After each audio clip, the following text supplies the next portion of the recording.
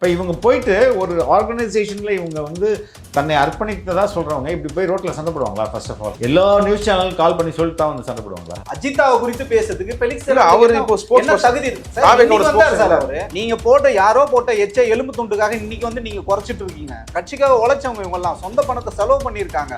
எங்க இருந்து என்ன பேச்சு பேசுறாரு அவரு? யாராவது ஒருத்தர் கோவத்தில் ஒரு செருப்பு தூக்கி வச்சிருந்தானே நினைத்துக்காவும் ஏதோ 5க்கும் 10க்கும் ஆசைப்பட்டு அப்படி பேசுறாரு. அவர் பாதிரியார் இருக்கிறதுக்கு தகுதியே இல்லாது. நீங்க 5க்கும் 10க்கும் நீங்க காசு வாங்கிட்டு நீங்க வேலை செஞ்சதுனால எல்லாரையும் உங்களுக்கு உங்க கண்ணோட்டம் நீங்க எப்படி இருக்கீங்களோ அப்படிதான் உங்க கண்ணாடி சார் அது. அதை முன்னாடி அவர்கிட்ட சொல்லணும் சார். நீங்க இப்போ நீங்க பேசிட்டு கண்ணாடின்னு சொல்லணும் பெலிக்ஸ் கிட்ட. 5க்கும் 10க்கும் வேலை செய்யறேன்னா அப்ப நீங்க எதுக்காக வந்து தாவேக்காக போனீங்கன்னு ஒரு கேள்வி இருக்கு. அவங்க இங்க இருந்து அவங்க சொந்த மாவட்டத்துக்கு போகும்போது என்ன ஆகுதுன்னா புசியானந்த் இங்க இருந்து ஆட்களை வந்து ஏவி அங்க இருக்கிற பொறுப்பாளர்கிட்ட அசைன்மெண்ட் கொடுக்குறாரு. என்ன சொல்றாருன்னா நீங்க அவங்கள வந்து தரக்குறைவா பேசுங்க, திமுக கைக்கூலின்னு பேசுங்க அப்படின்னு பேசி அவங்க நிறைய காணொலிகளை வந்து வெளியிடுறாங்க. அந்த மன உளைச்சல்ல தான் அவங்க வந்து ஒரு விபரீத முடிவு எடுக்கிறாங்கட்டி அவங்க ரொம்ப ஸ்ட்ராங்கான பெண்மணி தான். இந்த மாதிரி முடிவுகளை எடுக்க வேண்டிய அவசியம் அவங்களுக்கு கிடையாது. இது ஒரு வேளை வந்து வழக்கு போடணும்னா கொலைக்கு தூண்டுகின்ற வழக்கா புஷி ஆனந்த் மேல ஆதவ அர்ஜுனாவுக்கும் புஷி ஆனந்துக்கும் வந்து சம்மன் கொடுத்துருக்காங்க. சிபிஐல இருந்து டெல்லியில வந்து ஆஜராக சொல்லியிருக்காங்க நாளானிக்கு. ஆனால் இன்னைக்கு அவர் ஜனநாயகனுக்காக மலேசியா இன்னைக்கு கிளம்பி இருக்கிறாரு. அந்த வழக்கு எந்த மாதிரி நெருக்கடி வந்து அந்த கட்சி தரப்போது ஏற்கனவே உள்ள பல மாவட்டங்களில் போராட்டம் நடக்குது. தாவைக்காக போயிட்டு இருக்குது. இதெல்லாம் தீக்காம ஜனநாயக ஃபங்க்ஷனுக்கு போயிருக்காங்க. இல்லை அவங்களுக்கு நாடே நீ பத்தி எரியுதுங்க. வந்து சிறுபான்மைகள் மீது வந்து மிகப்பெரிய ஒரு தாக்கல் நடத்துறாங்க. பிஜேபி ஆளுகின்ற மாநிலங்கள் வந்து நீங்க சொல்ற மாதிரி வந்து கிறிஸ்துமஸுக்கு வந்து விடுமுறை வந்து கொடுக்கல. சாலையோரம் சிறிய வியாபாரிகள் வந்து ஒரு வியாபாரம் பண்ண முடியல, அதை வந்து அடிச்சு நொறுக்குறாங்க. தேவாலயங்கள் மீது வந்து தாக்குதல் நடத்துது. நீ கிறிஸ்துமஸ் விழா நடத்துறன்னு சொல்லிட்டு 5 ஸ்டார் ஹோட்டல்ல நீ வந்து சொபஸ்டிகேட்டா விழா நடத்திட்டு போற. இது குறித்து ஏன் விஜய் வந்து ஒரு வார்த்தை வந்து பேச மாட்டேன்? ஏன்னா எதிர்த்து பேசுறதுக்கு பயம். ஒரு படத்தோட ஆடியோ லான்ச் இந்த இடத்துல ஒரு அரசியல் பேசுவாருன்னு யூகிச்சுக்கிட்டு இதெல்லாம் தடை போடணும், இதெல்லாம் சிக்கல் வரணும்னு அப்படி ஒரு பார்வை விஜய் மீதியா மலேசியா சார் உலகமே பார்த்துட்டு இருக்க நீங்க தற்கூரின்னு சொல்லிட்டு உலகமே இன்னைக்கு வந்து தெரியுது. மலேசியா அரசு இப்படி ஒரு நிபந்தனைகள் போட்டது வந்து விஜய்க்கு இன்சல்ட் கிடையாது சார். கடுமையான இன்சல்ட்ன்ற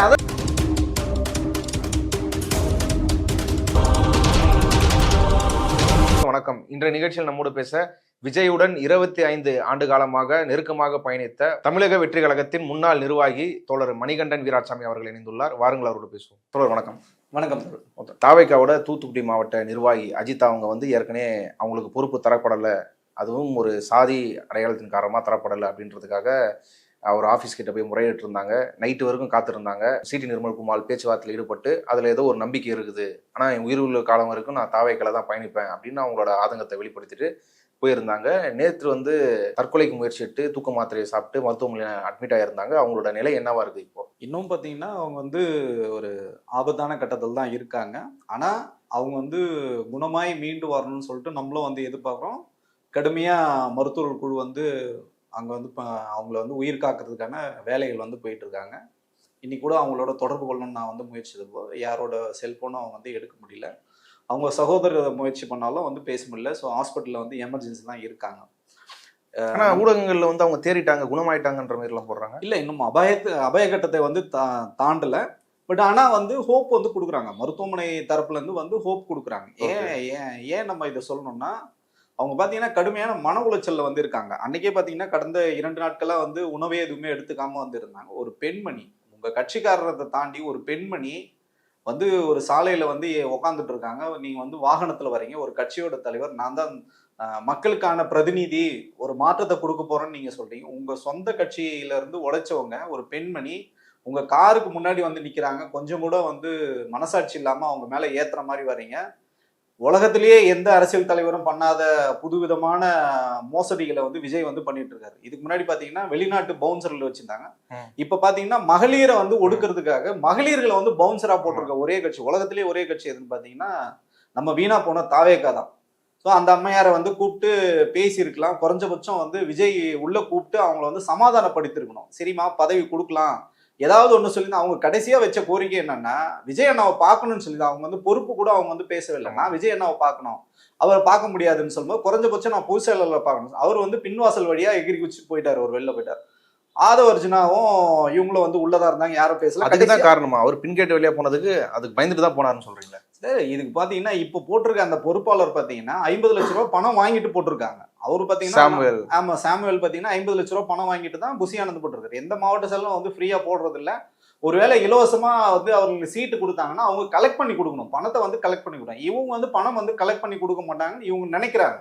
இவங்க சொந்த பணத்தை செலவு பண்ணக்கூடிய ஒரு நபர்னால இவங்களை வந்து ஆப்டா இல்லை அப்படின்னு நினைக்கிறாரு. இது மட்டும்தான் காரணம் தாண்டி வேற எதுவும் காரணமே கிடையாது. நீங்க அப்படி இல்லை அப்படின்னா அவங்கள வந்து நேர்மையா எதிர்கொள்ள வேண்டியது தானே. ஓகே, இவங்க ஒரு கட்சியில பொறுப்பு கொடுக்கலன்றதுக்காக அதை போய் கேட்கறது ஓகே, அதுக்காக போராடுறது ஓகே. தற்கொலை செஞ்சுக்கணும், வாழ்க்கையை முடிச்சுக்கணும்ன்ற நிலைமைக்கு போறதுக்கு காரணம் அது வெறும் பதவி கொடுக்கலன்றதா, இல்ல இன்னைக்கு தாவேக்காவோட நிர்வாகிகளே இல்ல மற்ற மாவட்டத்தில் இருக்கவங்க இவங்களுக்கு எதிராக அவதூறு பரப்புறது? ஃபெலிக்ஸ் ஜெரால்டு அவரை கூட இருக்கட்டுமே, அவரு கூட நேற்று ஒரு பேட்டியில பேசியிருக்காரு, தாவேக்கால ஸ்போக்ஸ் பர்சனா இணைஞ்சிருக்காரு, ஊடகங்கள்ல பேசுறாரு. அவர் என்ன சொல்றாருன்னா, உண்மையிலே கட்சிக்கு விசுவாசியா இருந்தாங்கன்னா அவங்க போய் வந்து கட்சி எக்ஸ்போஸ் பண்ற விதமா மீடியாக்களை கூப்பிட்டு ரோட்ல வந்து உட்காருவாங்களா? அவங்க பேச கூப்பிட்டா பேசணும், இல்லைன்னா பேசாம போகணும். இதானே எல்லாருக்குமான டிசிப்ளின் தானே இது. இதை கூட பின்பற்றலன்னா அவங்களுக்கு வேற ஏதோ இன்டென்ஷன் இருக்குது. இதுல திமுகவுக்கு பங்கு இருக்குமான்ற அளவுக்குலாம் எல்லாரும் விமர்சிக்கிறாங்க. இது ஒரு மன உளைச்சல் ஏற்படுத்திருக்குமா? இல்ல, இப்ப நீங்க வந்து அஜித்தாக்கு வைக்கின்ற இதே குற்றச்சாட்டை எல்லாருக்கும் நீங்க வைக்கணுங்களா? பெருவாரியான மாவட்ட செயலர்கள் எல்லாமே திமுகவோ அண்ணா திமுக காங்கிரஸோ பிஜேபி ஏதோ ஒரு பின்புலத்தில் தான் இயங்குறாங்க. தாவேக்கால எல்லா மாவட்ட செயலர்களும் என்னால முன்னாடி சொல்றீங்களா இல்ல இப்போ வரைக்கும் என்னால சொல்ல முடியும். ஏன் இதுக்கு வந்து உதாரணம் பாத்தீங்கன்னா, கல்லானை விஜய் அன்பன் குறித்து அந்த மாவட்ட செயலாளர் குறித்து அந்த மாவட்ட நிர்வாகிகளே பெண் நிர்வாகிகளே வந்து புகார் சொல்றாங்க.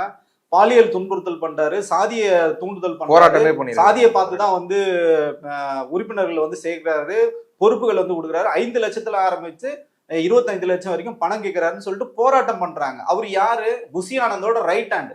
புஷி ஆனந்துக்கு பல கட்டங்களா பல்வேறு காலகட்டங்கள்ல வந்து அவருக்கு வந்து உதவியாளர் மாதிரி இருந்த விஜய் அன்பன் மீது இப்படி ஒரு குற்றச்சாட்டு வைக்கிறாங்களா? அப்ப அவங்க எல்லாம் திமுக வந்து உங்களை அவங்க சொல்ற பெருவாரியான குற்றச்சாட்டை என்ன சொல்றாங்கன்னா, திமுகவோட மந்திரியோட ஒரு நெருக்கமா இருக்காரு, அமைச்சர் மூர்த்தியோட நெருக்கமா இருக்காரு, இங்க எந்த விதமான மக்கள் போராட்டங்களையும் முன்னெடுக்க மாட்டாங்க. இப்ப இது குறித்து ஏன் ஃபெலிக்ஸ் ஜெரால்டுக்கு வாய் இல்லையா? அதை பேசவில்லையா? ஒரு நெறியாளர்னா நீங்க வந்து ஒரு கட்சியோட ஊடகத்துல இருக்கீங்கன்னா நியாயத்தை வந்து பேசணும். நீங்க விஜய்க்கு சொம்படிச்சுட்டு போங்க, அதை பத்தி எங்களுக்கு ஒன்றும் பிரச்சனையே கிடையாது.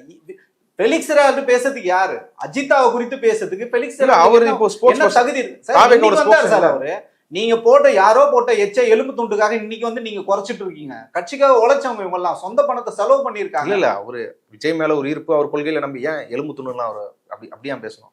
அப்ப நீங்க அந்த மாதிரி பேசக்கூடாது இல்ல. ஒரு உழைச்ச ஒரு சகோதரி இன்னைக்கு வந்து உங்களுக்காக வந்து உயிரே போகிற ஒரு நிலைமையில இருக்கும்போது ஒரு சகோதரி நீங்க வந்து அப்படி பேசக்கூடாது இல்ல. இப்போ ஊடகவியலாளர்னு சொல்லிக்கிறாரு, ஊடக தர்மம்னு சொல்றாரு, நடுநிலையா நான் வந்து இருந்தேன் அப்படின்னு சொல்றாரு. நண்பர் தான் ஃபெலிக்ஸ் ஜெரால்டு. ஆனா பாத்தீங்கன்னா ஒரு ஃபாதரியார் வந்து அவரோட கருத்தை பதிவு பண்ணார். நீங்க எப்படி வந்து விஜய் அவர்கள் வந்து தூக்கி பிடிச்சி உங்க கருத்துக்களை வந்து பதிவு பண்ணீங்க, வந்து தமிழகத்தை வந்து மீட்பன்னு நீங்க பேசுறீங்களோ அதே மாதிரி எல்லாருக்கும் கருத்துக்களை சொல்ற உரிமை இருக்கு. ஒரு பாதிரியார் வந்து சொல்றாரு, உணவுபூர்வமா சொல்றாரு, இந்த மாதிரி நடிகர்கள் பின்னாடி போகாதேன்றாரு. அவர் வந்து ஒரு நியாயமான விஷயத்த வந்து கொலைகாரன்னு சொல்றாரு, 40 பேர் கொன்னவங்கன்னு சொல்றாரு. ஆமா, நியாயம் தானே அது? நியாயம் தானே? யாரோட முடிவு விசாரணையில இருக்குதுல்ல? ஏன் விசாரணையில இருக்கட்டங்க. இன்னைக்கு வரைக்கும் விஜய் அதுக்காக தார்மீக பொறுப்பேற்றாருன்னா நம்ம சொல்லலாங்க, விசாரணை முடியட்டங்க அப்படின்னு சொல்லலாம். இன்னைக்கு வரைக்கும் விஜய் அவர்கள் தார்மீக பொறுப்பே எடுத்துக்கவே இல்லை. இது வந்து சதின்னு தானே இன்னைக்கு வரைக்கும் சொல்லிட்டு. ஆனா நீங்க எங்க சொல்றீங்க? மக்கள் மன்றத்துல மீடியால சதின்றீங்க. ஆனா கோர்ட்ல போய் என்ன சொல்றீங்கன்னா இது ஒரு விபத்துன்னு சொல்றீங்க. அப்ப இரட்டை வேடம் இருக்கு இல்லைங்களா? அவங்களுக்கு தெரியுங்க, உண்மையா தெரியும். ஃபெலிக்ஸே அன்னைக்கு பேசியிருக்காரு கரூர் இன்சிடென்ட். ஆனா அன்னைக்கே அவர் பேசியிருக்காரு, அமைச்சர் எப்படி 5 நிமிஷத்துல வந்தாரு, முதலமைச்சர் எப்படி 1 ஹவர்ல வந்தாரு, இதுல உள்ள இருந்து பாட்டில் அடிச்சாங்க உள்ள இருந்து, அதெல்லாம் அன்னைக்கே அவரே பேசியிருக்காருன்னா யாருக்காக பேசுறாருன்னா அப்பதுல இருந்து அவர் ஐயா ஃபெலிக்ஸ் ஜெரால்டு பாத்தீங்கன்னா அவரோட முதல் வீடியோவே பாத்தீங்கன்னா விஜய் வச்சுதான் போட்டு, அவர் விஜயோட ஒரு ரசிகர் தான், விஜயோட ஒரு நண்பர்னு நீங்க வச்சீங்களா, நீங்க பேசுங்க, அது வந்து உங்களுக்கு கருத்து சுதந்திரம் இருக்கு, நம்ம வந்து தடை சொல்லவே முடியாது. ஆனா நீங்க பேசுறது சரி, ஆனா இன்னொருத்தர் பேச தவறுன்னு சொல்றதுக்கான உரிமை உங்களுக்கு கிடையாது. அவர் பேசுறாருன்னா அவரோட ஆதங்கம், அவர் வந்து பேசுற 41 உயிரை வந்து கொலை பண்ண கொலைகாரன்னு வந்து சொல்றாரு. அவர் வந்து 5க்கும் 10க்கும் ஆசைப்பட்டு திமுக தூண்டுதல் பேர்ல பேசுறாரு. நீங்க 5க்கும் 10க்கும் நீங்க காசு வாங்கிட்டு நீங்க வேலை செஞ்சதுனால எல்லாரையும் உங்களுக்கு உங்க கண்ணோட்டம் நீங்க எப்படி இருக்கீங்களோ அப்படிதான் உங்க கண்ணாடி சார். அதை முன்னாடி அவர்கிட்ட சொல்லணும் சார். நீங்க பேசிட்டு கண்ணாடின்னு சொல்லணும் ஃபெலிக்ஸ் கிட்ட. 5க்கும் 10க்கும் வேலை செய்யறேன்னா அப்ப நீங்க எதுக்காக வந்து தாவேக்காக போனீங்கன்னு ஒரு கேள்வி இருக்குங்களா? அது வந்து நான் என்ன சொல்றதுன்னா தரக்குறைவான வாதமா தான் பாக்குறேன். நீங்க வந்து உங்க கருத்தை வந்து முன்வைங்க, தவறு கிடையாது. அவர் சொல்ற கருத்துக்கள் வந்து வலிமை இருக்கு. இன்னைக்கு எல்லா ஒட்டுமொத்த கருத்துக்களையும் இன்னைக்கு விஜய்க்கு எதிராக நிக்கிறாங்க. இவர் வந்து சிறுபான்மையை சொல்லிட்டு இன்னைக்கு சிறுபான்மை மக்களுக்கு எந்த விதமான குரலும் கொடுக்காத விஜயோட இன்னைக்கு ரெட்டை வேடம் வந்து இன்னைக்கு அம்பலம் ஆயிடுச்சுல மக்கள் வெளியில. இப்ப இது குறித்து வந்து ஃபெலிக்ஸ் என்ன பேச முடியும்? நீங்க ஊடகங்கள்ல பேசுறீங்க அப்படின்னும் போது உங்களுக்கு ஏற்கனவே ஒரு ஊடகத்துல பார்த்தா அவங்க கேட்கின்ற எந்த கேள்விக்கும் உங்களுக்கு வந்து பதில் சொல்ல முடியல, திணறாரு. இப்போ ஒரு சகோதரி ஒரு பிரச்சனைனா உட்கட்சி பிரச்சனை, அது வந்து விஜய் அவர்களோ இல்ல புஷி ஆனந்த் அவர்களோ தான் பேசணும். இவருக்கு வந்து பேசுறதுக்கு எந்த விதமான தகுதியும் அடிப்படையில எந்த விதமான அறமும் வந்து கிடையவே கிடையாது. நான் என்ன சொல்றேன்னா இதுக்கு பின்னாடி ஒரு உளவியல் பிரச்சனை இருக்கு. இப்ப அந்த அம்மா வந்தாங்க அன்னைக்கு, நான் கூட வந்து அவங்க கிட்ட தொலைபேசியில பேசியிருந்தேன், இது ரொம்ப தவறானது, நீங்க இந்த மாதிரி போராட்டம் முற்றுகை எல்லாம் பண்ணாதீங்க, தார்மீக அடிப்படையில கேளுங்க, உங்களுக்கு உரிமை இருக்கு, நிச்சயமா வந்து கொடுப்பாங்க. அஜித் அவங்க கிட்ட பேச அஜித் அவங்க கிட்ட நான் வந்து தொலைபேசியிலேயே வந்து பேசினேன். நீங்க கலைஞ்சு போங்க, நீங்க வந்து எந்த விதமான தவறான முடிவும் நீங்க எடுக்காதீங்க, நீங்க ரொம்ப ஸ்ட்ராங்கான பெண்மணி, இயக்கத்துக்காக நீங்க உழைச்சிருக்கீங்க, அது எல்லாருக்குமே தெரியுன்ற வரைக்கும் நம்ம தான் பேசணும். எல்லாருமே வந்து அவங்களுக்காக சப்போர்ட் பண்ணி தான் பேசும்போது, அவங்க இங்க இருந்து அவங்க சொந்த மாவட்டத்துக்கு போகும்போது என்ன ஆகுதுன்னா, புசி ஆனந்த் இங்க இருந்து ஆட்களை வந்து ஏவி அங்க இருக்கிற பொறுப்பாளர்கிட்ட அசைன்மெண்ட் கொடுக்குறாரு. என்ன சொல்றாருன்னா, நீங்க அவங்கள வந்து தரக்குறைவா பேசுங்க, திமுக கைக்கூலின்னு பேசுங்க அப்படின்னு பேசி அவங்க நிறைய காணொலிகளை வந்து வெளியிடுறாங்க. அந்த மன உளைச்சல்ல தான் அவங்க வந்து ஒரு விபரீத முடிவு எடுக்கிறாங்கட்டி, அவங்க ரொம்ப ஸ்ட்ராங்கான பெண்மணி தான், இந்த மாதிரி முடிவுகளை எடுக்க வேண்டிய அவசியம் அவங்களுக்கு கிடையாது.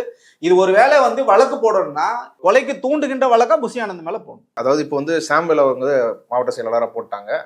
தூத்துக்குடியில இருக்கிற செல்வாக்கு வந்து இவங்களுக்கு அதிகம்னு ஏற்கனவே சொல்லப்பட்டது. இப்போ தூத்துக்குடிக்குள்ளேயே இவங்களுக்கு எதிராக பேசுறவங்க வேலை நடக்குதா?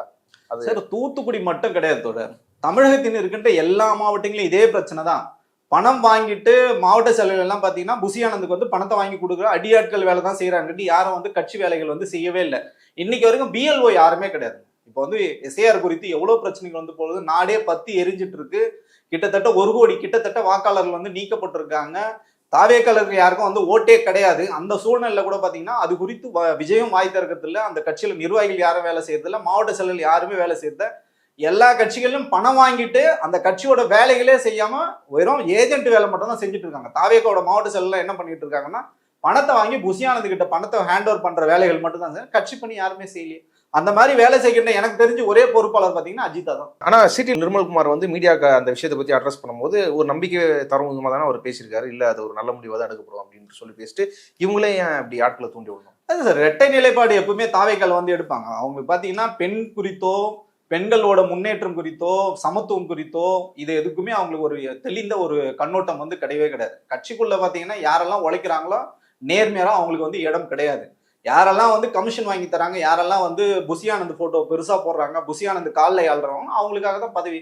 இந்த எந்த கேட்டகரியிலும் வர மாட்டாங்க. புசி ஆனந்த் காலிலேயும் அந்த அம்மா விட மாட்டாங்க, புசி ஆனந்த் கிட்ட வந்து கலெக்ஷன் வாங்கி கொடுக்க மாட்டாங்க. இது ஒண்ணுதான் அவங்களுக்கு வந்து திறமை வந்து இல்லைன்னு அவங்க நினைக்கிறாங்க. ஆதவ அர்ஜுனாவுக்கும் புஷி ஆனந்துக்கும் வந்து சம்மன் கொடுத்துருக்காங்க சிபிஐல இருந்து. டெல்லியில வந்து ஆஜராக சொல்லியிருக்காங்க நாளானிக்கு. ஆனா இன்னைக்கு அவரு ஜனநாயகனுக்காக மலேசியா இன்னைக்கு கிளம்பி இருக்கிறாரு. அந்த வழக்கு இப்போ எந்த மாதிரி நெருக்கடி வந்து அந்த கட்சிக்கு தரப்போது, ஏற்கனவே உள்ள பல மாவட்டங்கள்ல போராட்டங்கள் நடக்குது, தாவைக்காக பண்ணிட்டு இருக்குது. இதெல்லாம் தீக்காம ஜனநாயகம் ஃபங்க்ஷனுக்கு போயிருக்காங்க. இல்ல, அவங்களுக்கு பிரதானம் வந்து சினிமா தான். விஜய் சாருக்கு பாத்தீங்கன்னா இன்னைக்கு வந்து தமிழக தேர்தல் களம் குறித்தோ, வருகின்ற சட்டமன்ற தேர்தல் குறித்தோ, நிர்வாகிகள் பிரச்சனை குறித்தோ, மாவட்டத்துல நிர்வாகிகள் வந்து பிரச்சனை இருக்கு, பல்வேறு குளறுபடிகள் இருக்கு, இது குறித்து அவருக்கு வந்து எந்த விதமான கவலையும் கிடையாது. எஸ்ஐஆர் குறித்து கவலை இல்லை உங்களுக்கு. இன்னைக்கு நாட்டில் எவ்வளவு பிரச்சனைகள் வந்து RSS அமைப்புகள் வந்து பண்ணிட்டு இருக்காங்க, இந்து முன்னணி அமைப்புகள் வந்து பண்ணிட்டு இருக்காங்க. திருப்பரங்குன்றத்திலே வாய் திறக்காத விஜய் அவர்கள் இது குறித்து அவர் வந்து கவலைப்பட போறதும் கிடையாது. அவங்களுக்கு சிபிஐ கொடுத்திருக்கிற சம்மன் பாத்தீங்கன்னா ஒரு சம்பிரதாயம் தான். ஏன்னா இவங்க பாஸ் தானே அங்க எல்லாமே ஹேண்டில் பண்றாங்க. சிபிஐ யாரோட கண்ட்ரோல்? உங்களுக்கு பாஜகவோட கண்ட்ரோல்ல தான் இருக்கிறதுனால இவங்களுக்கு எந்த விதமான அது குறித்து அவங்களுக்கு எந்த விதமான கவலை இல்லை. அதனாலதான் பாத்தீங்கன்னா அவங்க பாத்தீங்கன்னா ஃபெஸ்டிவல் மோட்ல இருக்காங்க, படத்தை வந்து கொண்டாட்ட மோட்ல வந்து இன்னைக்கு அவங்க போயிருக்காங்க. இல்ல, அவர் டெல்லி வரைக்கும் வர வைக்க வேண்டிய அவசியம் என்ன இவங்க 2 பேரை? இல்ல, நிச்சயமா வர வைப்பாங்க தலைமை அலுவலகத்துல. ஏன்னா நீங்க செய்தின்ற தவறு வந்து சாதாரண தவறு கிடையாது, மிகப்பெரிய ஒரு குற்றம். இதுல பாத்தீங்கன்னா ஆதவ அர்ஜுனா மேல எனக்கு தெரிஞ்சு A1 போடலாம். ஏன்னா அப்ப முன்னுக்கு பின் முரணாக பொய் மூட்டைகளை வந்து அவிர்த்து விட்டது முழுக்க பாத்தீங்கன்னா ஆதவ அர்ஜுனா தான். புசி ஆனந்த் கூட அந்த அளவுக்கு வந்து பேசவே இல்லை. அவர் சொன்னது ஒன்னே என்னன்னா, எனக்கு எதுவுமே தெரியாது, எல்லாமே மதியழகன் தான் சொல்லிட்டு அவர் வந்து கையை காமிச்சு தப்பிச்சு ஓடிட்டாரு. ஸோ அதனால வந்து இவங்களை வந்து நிச்சயமா வந்து கூப்பிட்டது பாத்தீங்கன்னா என்கொயரி பண்றதுக்கெல்லாம் கிடையாது, இவங்களோட தேர்தல் பேரத்தை வந்து பேசுறதுக்காக தான் கூப்பிட்டுருக்காங்க. அதை தாண்டி இவங்க இந்த வழக்கு சம்பந்தமான எந்த கேள்விகளும் வந்து கேட்க போறதும் கிடையாது, இவங்களும் எதுவும் சொல்ல போறதும் கிடையாது. இந்தியா முழுக்க, அதாவது குறிப்பா வட மாநிலங்கள்ல சத்தீஸ்கரா இருக்கட்டும், இல்ல இன்னும் பல இடங்கள்ல உத்தரப்பிரதேசல வந்து கிறிஸ்துமஸ்க்கு வந்து லீவே விடல. பல இடங்கள்ல வந்து கிறிஸ்தவ பண்டிகைகள் நடக்கும்போது அதன் மீது தாக்குதல் நடக்குது, வியாபாரம் நடக்கூடாம தாக்குதல் நடக்குது. கிறிஸ்துமஸ் நிகழ்ச்சியில போய் விஜய் பேசிட்டு வராரு மத நல்லிக்கை வேணும்னு சொல்லி. ஆனா இதை எதிர்த்து கண்டிச்சு தாவேக்க சார்பாக ஒரு அறிக்கை வரல, விஜய் பேசல. ஆனா அதே சமயம் வந்து சிடி நிர்மல்குமார், அருண்ராஜ், ராஜ்மோகன் இவங்களாம் பேசியிருக்காங்க, பதிவு போட்டிருக்கிறாங்க. ஆனா அதுல பாஜக, RSS, இந்துத்துவா இந்த மாதிரி எதுவுமே இல்லையே. வராதுங்க. ஏன்னா உங்களுக்கு பாத்தீங்கன்னா இவங்களுக்கு முழுக்க இந்த சினிமா இது வந்து எப்படி வந்து ஆடியோ லான்ச் எப்படி பண்றதுன்னு சொல்லிட்டு இவங்க முழுக்க திட்டமிடல் பண்ணிட்டு இருந்தாங்க. அதுக்கும் வந்து மலேசிய அரசாங்கம் வந்து உங்களுக்கு சாட்டை அடி வந்து கொடுத்துருக்காங்க. அங்க பாத்தீங்கன்னா நீங்க அரசியல் பேசக்கூடாதுன்னு சொல்லிட்டாங்க. தமிழ்நாட்டுல நீங்க என்னென்னலாம் கதை விடுவீங்க, உங்களுக்கு எல்லா விதமான அனுமதியும் வந்து கொடுப்பாங்க. நீங்க கேட்ட இடத்துல கேட்ட நேரத்துல எல்லாமே உங்களுக்கு வந்து அனுமதி வந்து கொடுத்துருக்காங்க. அதுவும் பாத்தீங்கன்னா ஒரு மாவட்ட அளவுலயே உங்களுக்கு எல்லா அனுமதியும் வந்து கொடுப்பாங்க. பாண்டிச்சேரியில போய் நீங்க யாருக்கிட்ட வாங்கினீங்க? முதல்வர் கை கிட்ட போய் நடையா நடந்து கையில காலில் விழுந்து நீங்க வந்து பர்மிஷன் வாங்கி அந்த கூட்டத்தை வந்து சொதப்புனீங்க. கூட்டமும் அங்க சேரல, நீங்க பேசுறதும் பெருசா ஈடுபடல. திருப்பி நீங்க வந்து ஈரோட்ல அவ்வளவு நல்லா உங்களால பண்ண முடிஞ்சது. எப்படி உங்களுக்கு பண்ண முடிஞ்சா, அரசாங்கம் வந்து உங்களுக்கு வந்து ஃப்ரீ ஹேண்டடா வந்து விடுறாங்க. இத்தனையும் நீங்க கொடுத்த பெருவாரியான நிபந்தனைகள் வந்து அங்கேயே வந்து நிறைவேற்றல. நிறைய லேப்ஸ் வந்து இருந்தது. அவங்க அதிகப்படியா பண்ணது என்னன்னு பாத்தீங்கன்னா, மரத்துல வந்து முள்வெளியை வந்து கட்டினது தான் அவங்க பண்ண மிகப்பெரிய ஒரு சாதனை. அதே மாதிரி பாத்தீங்கன்னா தாவேக்கால தான் அவங்க பண்ண மிகப்பெரிய ஒரு சாதனை பாத்தீங்கன்னா, அந்த மரத்துல யாரும் ஏறாம முள்வெளி கட்டினது. அதுக்கு பதில் என்ன பண்ணாங்கன்னா, அங்கேயும் ஒரு ஸ்டண்ட் பண்ணி ஒரு பையனை வந்து மேல கம்பத்துல ஏறி விட்டாங்க. மின்மாட்டியில வந்து ஏத்தி விட்டு திருப்பி இவரே வந்து சொல்றாரு, கீழே இறங்கினாதான் முத்தம் கொடுப்பனி. எவனா அறிவு இருக்கணும் அப்படி சொல்லுவானா? நீ கீழே இறங்கினாதான் நான் பேசுவேன்னு முதல்வர் சொல்றாரு. இதே நிகழ்வு பிற கட்சிகள் நடக்குது. நீங்க கீழே இறங்குங்க, கீழே இறங்கினாதான் நான் வந்து பேசுவேன், அது வரைக்கும் நான் பேச மாட்டேன், அவர் மேல கடுமையான நடவடிக்கை எடுங்கன்னு ஒரு முதல்வர் சொல்றாரு. அதுதான் வந்து ஒரு அரசியல்வாதிக்கான ஒரு அழகு. நீ என்ன சொல்றேன்னா, முத்தம் கொடுத்தாதான் கீழே இல்ல, அந்த மேல ஏறின நபர் முத்தம் கேட்கிறாரு, அதனாலதான் சார் ஏத்தி விட்டது யாரு? இதுக்கு பின்னாடி ஒரு அரசியல் இருக்கு. ஏத்த சொன்னதே விஜய் தான் சார். ஏன்? ஆமாங்க, அப்பதான் உங்களுக்கு தெரியும் விஜய் பாருங்க எவ்வளவு மாறிட்டாரு பாருங்க. அவர் மேல ஏறினவரை கீழே இறங்க சொல்றாரு, ஒரு கட்டுக்கோப்பு கட்சிக்குள்ள இருக்கு அப்படின்னு சொல்றதுங்க. அது எல்லாமே ஸ்கிரிப்ட் தான். அவங்களுக்கு ஸ்கிரிப்ட்ல இருக்கிறது. அவர் வந்து புதுசா அவருக்கு எதுவுமே தெரியாதுங்க. அவருக்கு தன்னிச்சையா எதுவுமே அவருக்கு வந்து பேச தெரியாது. இப்ப மலேசியா விஷயத்துக்கு நம்ம வருவோம். மலேசியால பாத்தீங்கன்னா உங்களுக்கு கடுமையான கட்டுப்பாடுகள் வந்து போட்டிருக்காங்க. தமிழ்நாட்டுல தான் வந்து நீங்க கத்துவீங்க கதறுவீங்க. இப்ப மலேசியால உங்களுக்கு வந்து அரசியலே பேச முடியாது. விஜயோட வந்து படங்கள் எல்லாமே பாத்தீங்கன்னா ரொம்ப ஹைலைட்டு ஆடியோ லான்ச் தான். நீங்க எல்லா படத்துலயும் பாத்தீங்கன்னா ஆடியோ லான்ச்ல தான் அவர் வந்து அரசியல் கதைகள் பேசுவாரு, நக்கல் நையாண்டி பேசுவாரு, எல்லாரையும் வந்து சக நடிகர்கள் ஸ்டோரி, ஆமா குட்டி ஸ்டோரி வந்து சொல்லுவாரு, சக நடிகர்ல வந்து சீண்டுவாரு. அந்த வைப்பு தான் படத்தை வந்து வெற்றி பெற வைக்கும். ஆனா இதுல பாத்தீங்கன்னா உங்களுக்கு எந்த விதமான அரசியல் பஞ்சம் நீங்க பேச முடியாது. இப்ப மலேசிய அரசாங்கம் குறித்து நீங்க என்ன பேசுவீங்க? இங்கே நீங்க என்ன சொல்லுவீங்கன்னா, திமுக சரி பண்ணிருச்சு. இல்ல, மலேசியா அரசாங்கம் இவர் அரசியல் பேசுறதுல அவங்களுக்கு என்ன பிரச்சனை? இரண்டாவது, விஜய்ன்றது ஒரு நடிகர். அதாவது ஒரு நடிகரா அந்த இடத்துக்கு போறாரு, ஒரு படத்தோட ஆடியோ லான்ச்சு. இந்த இடத்துல இவர் அரசியல் பேசுவாருன்னு யூகிச்சுக்கிட்டு இதெல்லாம் தடை போடணும், இதெல்லாம் சிக்கல் வரணும்னு அப்படி ஒரு பார்வை விஜய் மீதியா மலேசியாக்கு? சார் உலகமே பார்த்துட்டு இருக்க நீங்க தற்கூரின்னு சொல்லிட்டு உலகமே இன்னைக்கு வந்து தெரியுது. விஜய் வந்து நாடறிந்த நடிகர்.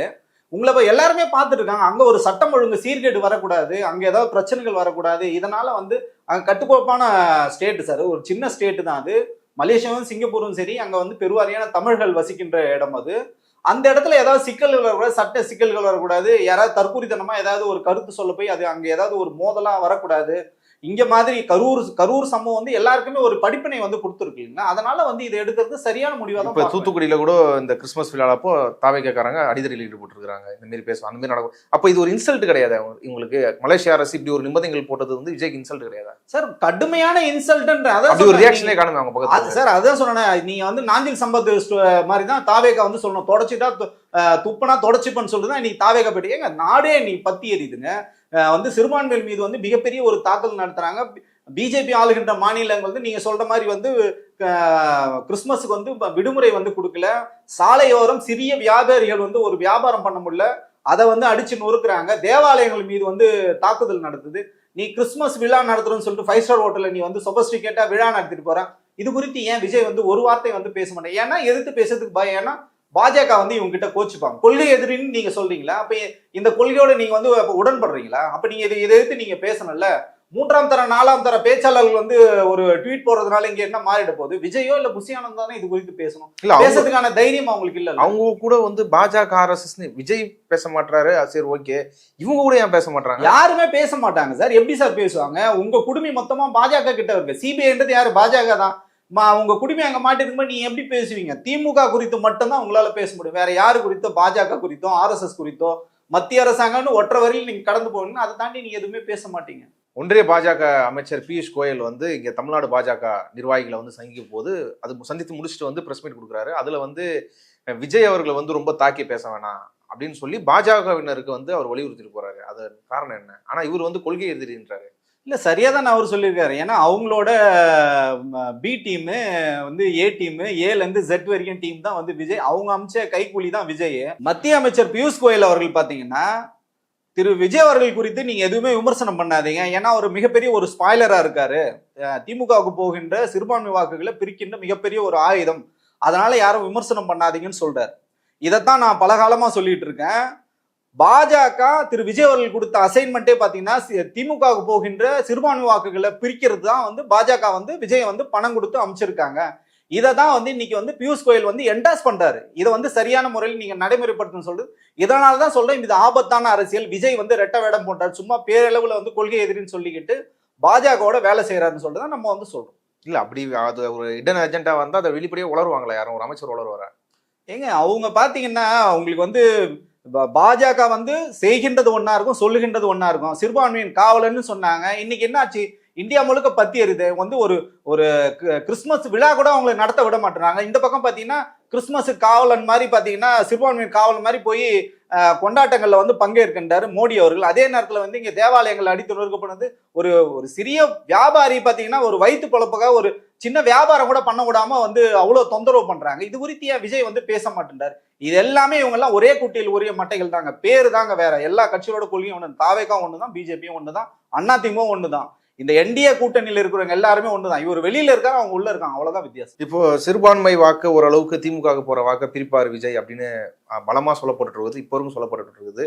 இப்போ இந்த கிறிஸ்துமஸ் ஒட்டி நடந்த இந்த அச்சுறுத்தினது, கிறிஸ்தவ மக்கள் அச்சுறுத்தினது, கடைகளை உடைச்சது, இந்த மாதிரி விஷயத்துக்கு எதுவுமே கருத்து தெரிவிக்கல. இது வந்து ஒரு இம்பாக்ட் உருவாக்குமா? ஒரு அதிருப்தி உருவாக்குமா?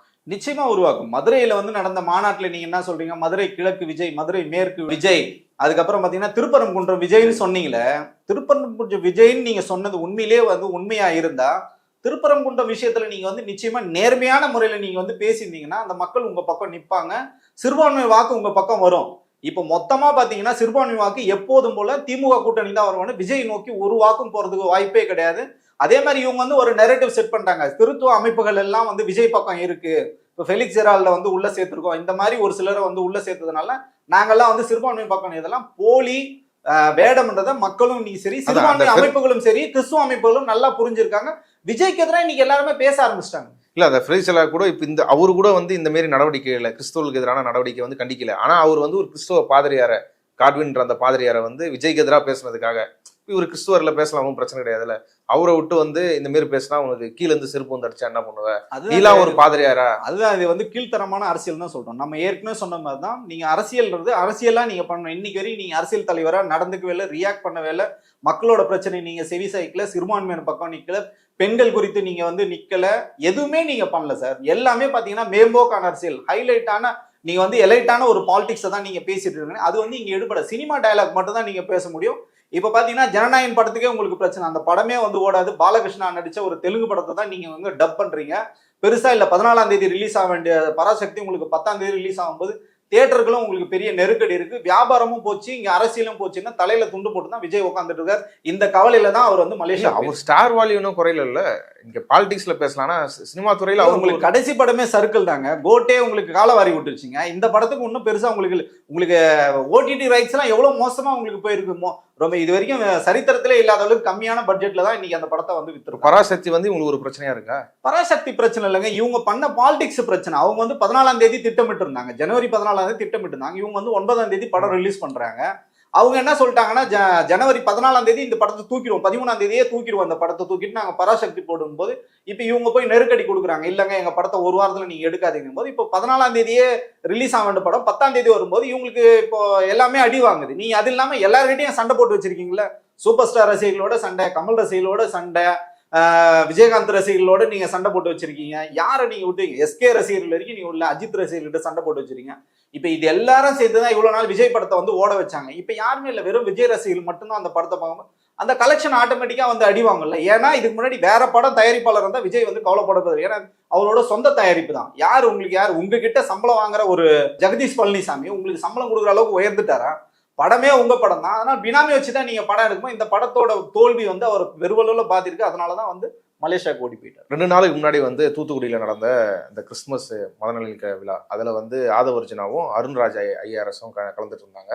அதுல அவர் சொல்றாரு, ஆல்ரெடி செமிஃபைனல்ஸ்ல நாங்க அதிமுக ஜெயிச்சிட்டோம், ஏன் நாங்க மற்ற கட்சியை விமர்சிக்க மாட்டோம்னா விசிகாவோட தொண்டர்கள் எங்க பக்கம், காங்கிரஸோட தொண்டர்கள் எங்க பக்கம், கம்யூனிஸ்டோட தொண்டர்கள் எங்க பக்கம், இவங்க எல்லாருமே எங்க பக்கம் தான் இருக்கிறாங்க. முன்னாடி ஒரு விசிகால இருந்தார்ல ஒரு திருமாவரே ஒரு குறிப்பிட்டு வந்து அவர் இப்ப இப்படி பேசுவாரு, வேற வழி இல்ல, கூட்டணி தர்மத்துக்காக பேசுறாரு, கொஞ்ச காலம் ஆகட்டும், அதாவது எலெக்ஷனை குறிப்பிட்டு சொல்றாரு, கொஞ்ச காலம் ஆகட்டும், அவர் வந்து நம்மளுக்கு ஆதரவாக தான் பேசுவார், நம்ம கூட தான் நிற்பாருன்னு மறுபடியும் இந்த பழைய மாவை வைக்கின்றாரு. அதாவது வந்து ஆதவ அர்ஜுன் அப்படி பேசுறாருன்னா கப்பு முக்கியம் பிகிலுன்ற ரேஞ்சில் வந்து பேசுறாரு. ஆனா இவர் சொல்ற அந்த கிரிக்கெட் போட்டிகள் வந்து மைதானத்துல வந்து நடைபெறும். இவங்க வந்து வீடியோ கேம்ல விளையாடுறவங்க. இவங்க வந்து பாத்தீங்கன்னா ஒரு ஏசி அறைக்குள்ள வீடியோ கேம்ல சிஸ்டத்துல இல்ல மொபைல்ல வந்து விளையாடுறவங்க. அப்படிதான் சொல்லுவாங்க. செமிஃபைனல் நாங்க அடிச்சிட்டோம், ஃபைனல் நாங்க அடிச்சிட்டோம். களத்துல வந்து வேலை செய்யணும், ஃபர்ஸ்ட் ஃபீல்டிங் பண்ணணும். ஃபீல்டிங் பண்ணா முட்டி அடிப்படும், கை அடிப்படும், கால் அடிப்படும், வேர்வை வரும். நீங்க அந்த மாதிரி களத்துல எங்கேயாவது வேலை செஞ்சீங்களா? களத்துல நீங்க இது வரைக்கும் தொண்டர்களை போய் சந்திக்கல, மக்களை போய் சந்திக்கல, மக்கள் பிரச்சனைக்கு நீங்க வரல, பல்வேறு பிரச்சனைகள் குறித்து நீங்க பேசல, திருப்பரங்குன்றம் விஷயம் குறித்து நீங்க பேச மாட்டேங்க, கவின் ஆணவ கொலை குறித்து பேச மாட்டேன், எதுவுமே நான் பேச மாட்டேன், கிரவுண்டுக்கே நான் வர மாட்டேன். ஆனா ஸ்ட்ரெயிட்டா வந்து நான் கப்பு மட்டும் அடிச்சுருவேன். நகைச்சுவையின் உச்சம் இது. அறிவில்லாத தனமா வந்து பேசுறாரு. இதுக்காகவே வந்து பாத்தீங்கன்னா மக்கள்லாம் இன்னைக்கு உன்னிப்பா வந்து பார்த்துட்டு இருக்காங்க. சமகால அரசியல்ல யாரெல்லாம் இன்னைக்கு மக்களுக்காக உழைக்கிறாங்க, மக்களுக்காக வேலை செய்யறாங்க. திருமாவர்கள் குறித்து பேசணும்னா உங்களுக்கு வாய் கூசணும். அவரோட உழைப்புன்னா, அவரோட அர்ப்பணிப்புன்னா மக்களுக்காக நிற்கிறாரு. அவரோட அர்ப்பணிப்பு பேசுறது குறைஞ்சபட்சம் நீங்க வந்து களத்துல இருந்து பேசுனீங்கன்னா வெற்றி தோல்வின்றது சகஜம். திருமாவும் நானும் ஒண்ணுன்றாரு, நீங்களும் நானும் ஒண்ணு தானே, என்ன வித்தியாசம் இருக்குது? ஒரே கல்வி, நீங்களும் அம்பேத்கரை ஃபாலோ பண்ணி எல்லாம் ஒண்ணு தானே, எதுக்கு பேசுறீங்க? ஒண்ணுன்ற சம்பவம். அம்பேத்கர் சொன்ன அம்பேத்கரிசம் இவனுங்களுக்கு எவனுக்குமே தெரியாது சார். நீங்க வெறும் கொள்கை தலைவர் அம்பேத்கரை வச்சுட்டு நீங்க வந்து வெளியில வந்து கூட மாலை போடாம நீங்க ஆபீஸ்க்குள்ளே வச்சு மாலை போடுறோம். எப்படி சார் உங்களுக்கு அம்பேத்கரிசமோ கம்யூனிசமோ எதுவுமே உங்களுக்கு தெரியாது. எளிய மக்களோட வாழ்க்கையே உங்களுக்கு தெரியாது. நீ யாரு? நீ கள்ளப்பணத்துல மாமனார் காசுல சொகுசா வாழ்ந்துட்டு இருக்க. உனக்கு கஷ்டம்னா என்னன்னு தெரியுமா? அம்பேத்கர்னா என்னன்னு தெரியுமா? உனக்கு கொள்கை ஏதோ வந்து பிசிகால ஒரு 4 வருஷம் நீங்க வந்து பயணப்பட்டுட்டீங்கன்னா நீங்க வந்து அம்பேத்கரிஸ்ட்னு சொல்ல முடியாது இல்ல. உங்களுக்கு அம்பேத்கரிஸ்ட், நீங்க உண்மையான அம்பேத்கரிஸ்டா? நீங்க ஒரு நடிகர் சொல்றதை விட நீங்க மோசமா இல்ல நீங்க பேசிட்டு இருக்கீங்க.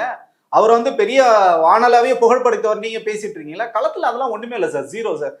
இதெல்லாம் வந்து பாத்தீங்கன்னா 2026 அப்புறம் வந்து இவங்க எல்லாம் காணாம போயிடும். அவர் மறுபடியும் ஆதவ அர்ஜுனா வந்து அவர் ஒரு எலைட்டான ஆளு, சொகுசா வாழ்றவர், மாமனார் காசுல வாழ்றவர், இப்பெல்லாம் பேசுறீங்க. ஆனா அவருக்கு ஒரு கடந்த காலம் இருக்கிறதா அவர் சொல்றாரு. MCC காலேஜ் படிச்சிருந்தாரு. படிக்கும்போது அவருக்கு இருந்த மனநிலை என்னன்னா, நக்சலைட்டா மாறணும், துப்பாக்கி எடுத்துட்டு போய் அரசியல்வாதிகள்லாம் பார்த்தாட்டப்பட்டு சுடணும், இதுதான் எனக்கு வெறியா இருந்தது. இப்படி ஒரு அரசியல் உணர்வு உள்ள ஒரு இளைஞராக தான் அவர் வளர்ந்தாதான் அவர் ப்ராஜெக்ட் பண்றாரு.